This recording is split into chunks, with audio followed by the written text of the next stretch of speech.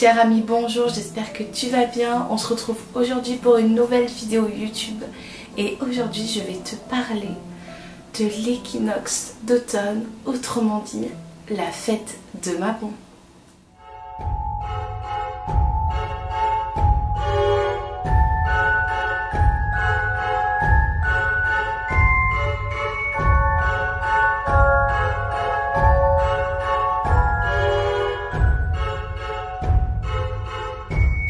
Avant de commencer cette vidéo, j'ai reçu récemment un message sur Instagram qui m'a beaucoup intriguée et je voulais y répondre aussi en vidéo parce que vous devez être nombreux à vous poser cette question. Est-ce que quand on fête pas les sabbats, on ne pratique pas bien la magie ou en tout cas on ne pratique pas bien la sorcellerie? En effet, cette personne en fait voyait les sabbats un peu partout, que ce soit dans les livres, que ce soit dans les vidéos, que ce soit dans les posts Instagram, sur TikTok, sur tous les réseaux sociaux. Bref, c'est vrai que dans la witchosphère, on parle beaucoup des sabbats. Mais ça ne veut pas forcément dire qu'il est primordial, voire inévitable de les fêter. En fait, si on en parle autant dans les réseaux sociaux, en tout cas pour moi, donc c'est le moment où les néo-païens, les païens, les éclectiques, les sorcières en tout genre, bref, c'est le moment où on célèbre tous une fête commune et c'est pour ça qu'elle est, je pense, aussi importante. En tout cas, elle est pour moi. Mais pas forcément tous les sabbats. Il y a certains qui vont être plus importants que d'autres parce que ça représente plus de choses. C'est vraiment... Ne vous sentez pas obligé de les fêter et vous sentez pas légitime de pratiquer si vous ne les fêtez pas. C'était la petite réponse à cette question qui m'avait beaucoup intriguée et je trouvais important de répondre avant de commencer cette vidéo. Mabon dans le roue de l'année, c'est l'opposé d'Ostara, c'est l'équinoxe d'automne. C'est le moment où, comme pour l'équinoxe de printemps, c'est le moment où la journée et la nuit sont égaux dans la journée. C'est le moment aussi où on va arriver sur la période dite sombre, où on va avoir plus de nuits que de jours, jusqu'à arriver progressivement à Ostara. Je pourrais vous parler des mystères d'Élusie, ou alors de l'histoire de Perséphone et d'Hadès, ou d'autres mythes en lien avec l'équinoxe d'automne, ou en tout cas avec le sabbat de Mabon.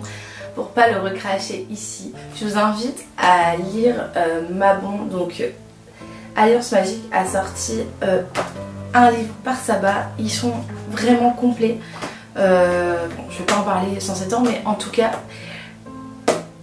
il y a à peu près tous les contes et légendes autour de Mabon dans ce livre, ainsi que certains rituels à utiliser, certaines recettes de cuisine. Bref, il est très complet, donc si vous avez envie. Voilà. Quant à moi, aujourd'hui, je vais vous parler vraiment de moi, ce que je vais faire pendant Mabon et ce que représente cette fête pour moi.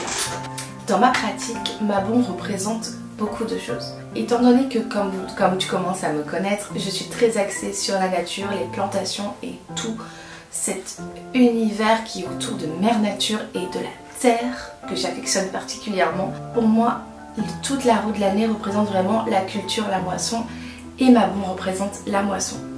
Donc j'ai commencé bien sûr avant de tourner cette vidéo à récolter mes dernières graines, à récolter mes dernières plantes, à regarder déjà ce que je pouvais récolter en bulbe, même si ça va arriver un peu plus tard dans l'année, en tout cas chez moi. J'ai aussi profité de ce moment-là qui pour moi durera une semaine car je vais la commencer à la pleine lune qui tombera, il me semble, le lundi précédent Mabon et qui va finir toute la semaine. Pour moi c'est un processus qui est plutôt long et parce que l'équinoxe n'est pas qu'une seule journée. Donc vous avez bien sûr le point culminant qui est à l'équinoxe, mais tout le rituel de Mabon, tout le sabbat de Mabon pour moi durera une semaine. Parce que c'est un moment tellement important qu'on ne peut pas le condenser en une journée. C'est le moment pour moi de faire le bilan de vraiment mon année. Donc de voir où j'en suis, de voir où j'en suis dans ma pratique, dans ma vie personnelle, dans ma vie au travail. Tout ça, c'est vraiment le moment de faire un grand ménage et bilan. J'ai commencé déjà à faire un grand ménage de printemps dans mon espace witchy dans lequel je t'invite le plus régulièrement possible. J'ai tout d'abord vidé mon étagère, j'ai purifié mon étagère, j'ai aussi rangé, trié, réorganisé, changé de décoration pour caler un peu plus à l'univers de l'automne. J'ai changé tout ce mood, toute cette ambiance. J'ai ouvert grand mes fenêtres et j'ai tout aéré. J'ai en fait évacué l'air de l'été pour faire rentrer la fraîcheur de l'hiver et je me suis préparée à la période sombre.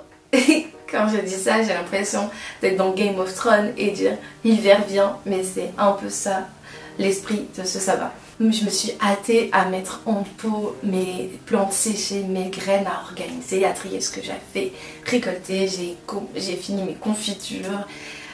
Je me suis hâtée pour me préparer à l'enfermement de l'hiver et c'est vraiment sur ce thème-là que j'approche ma boue avec autant d'attente. Pourquoi autant d'attente?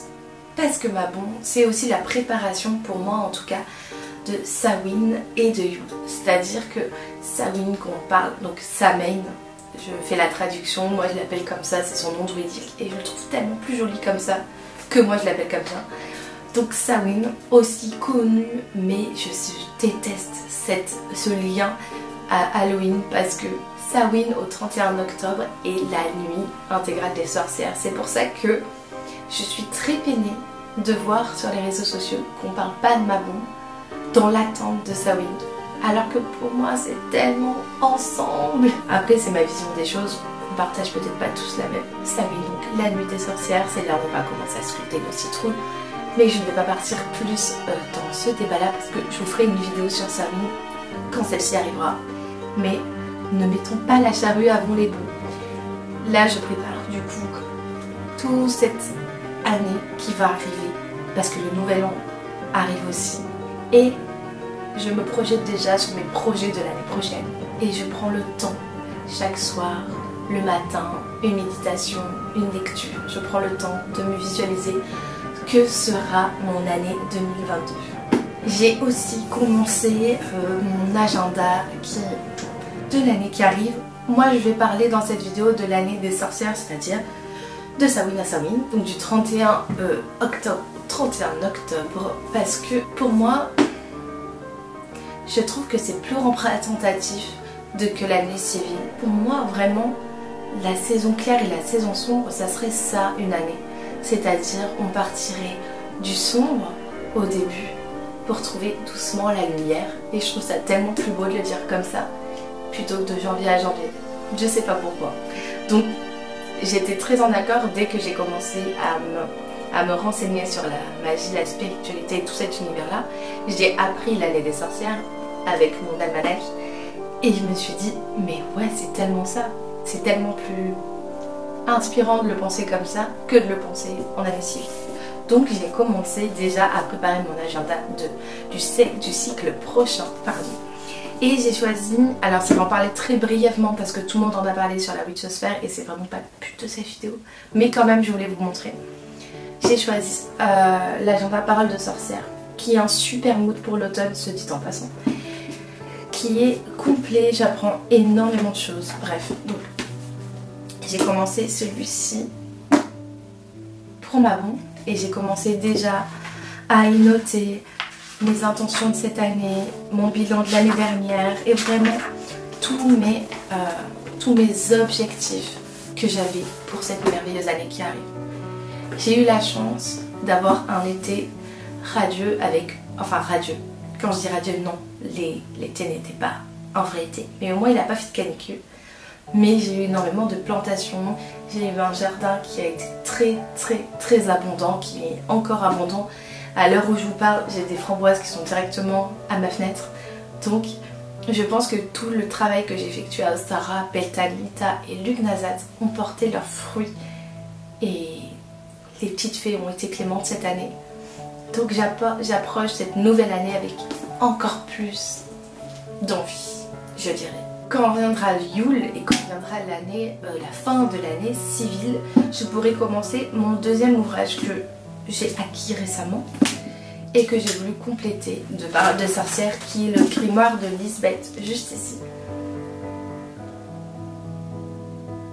J'ai vraiment pris le temps de réfléchir à si je le prenais ou pas, parce que je vous vois en commentaire, non, je ne l'ai pas acheté parce que ça fait le buzz, les agendas de Lisbeth. Je l'ai acheté parce que je l'ai feuilleté. J'ai pris le temps, pour vous dire, j'ai mis 3 semaines à me décider si je le prenais ou pas. Déjà parce qu'il commençait en janvier et que c'est quelque chose qui m'a un peu rebooté au début. Mais je pense qu'on peut pas rendre heureux tout le monde et que tout le monde ne marche pas de Samhain à Samhain pour les années. Donc je pense qu'en année civile c'était peut-être plus évident. Et j'ai beaucoup hésité en me disant, est-ce que tu vas t'y tenir?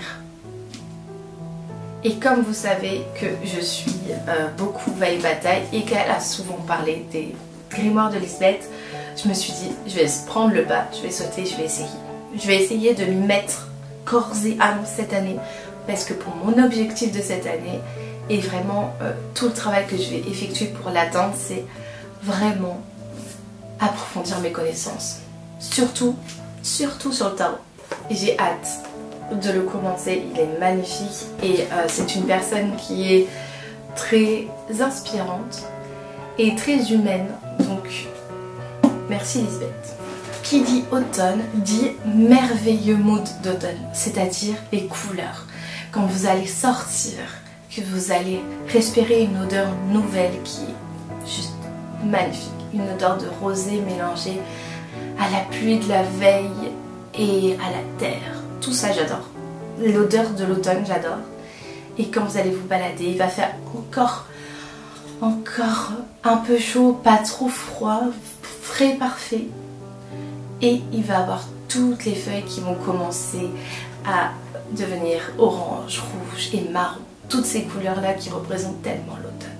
On va recommencer à sortir les pulls. On va recommencer à sortir les plaids, les lumières tamisées, les bougies d'ambiance qui réchauffent notre cœur en plein hiver. J'adore. Et c'est aussi le moment d'aller commencer à regarder les champignons, à aller voir les cèpes. Parce que moi j'ai la chance d'être à Bordeaux et tout le monde connaît les cèpes de Bordeaux, ils sont trop bons. Donc c'est le moment aussi d'aller se promener en forêt parce que le temps il est très agréable. Les moustiques commencent à disparaître et on commence à sentir vraiment le calme de cette saison. Et avant de ne plus pouvoir sortir pour l'hiver parce qu'il fera beaucoup trop froid.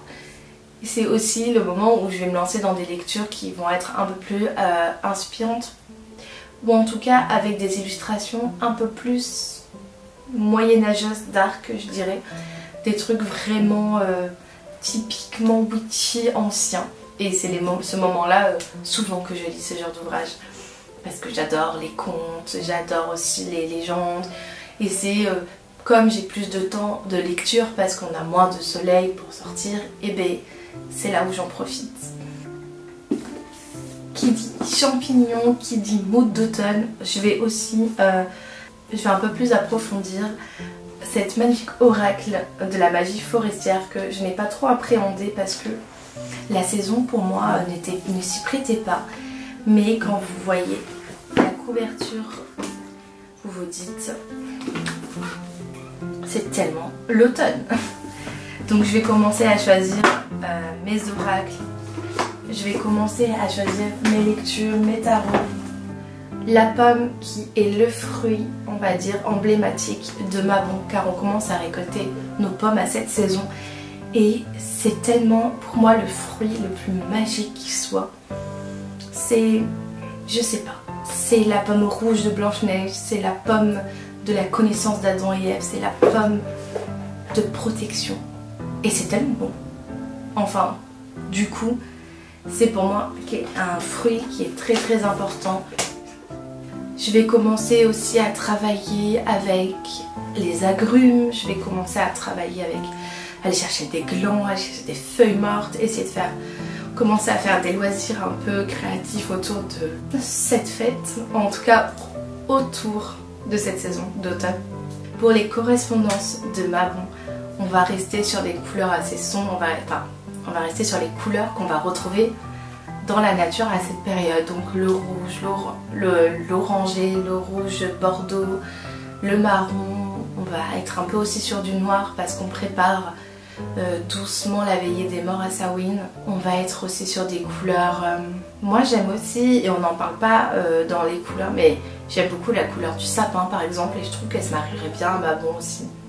Donc moi je travaillerai aussi avec ces couleurs là. Dans la culture de Mabon, on va vraiment arriver sur la période sombre, donc la période où le dieu meurt pour laisser la nature se reposer et qui renaîtra Ostara. C'est vraiment ce cycle de la roue de l'année qui du coup nous inspire et nous change nos humeurs, nous change notre façon de vivre parce qu'on a moins de soleil, donc on va rester plus chez soi, on va dormir plus. Ça va vraiment nous rentrer petit à petit dans l'hibernation. Pour mon rituel que j'ai prévu ce soir-là, ça sera vraiment un rituel de demande pour plein de choses que je veux pour cette année. Mes doléances à l'univers et à la mère nature que je vais brûler dans un chaudron. Pas besoin de grands artifices d'hôtel. Je vois beaucoup sur Instagram des personnes qui ont des magnifiques hôtels énormissimes.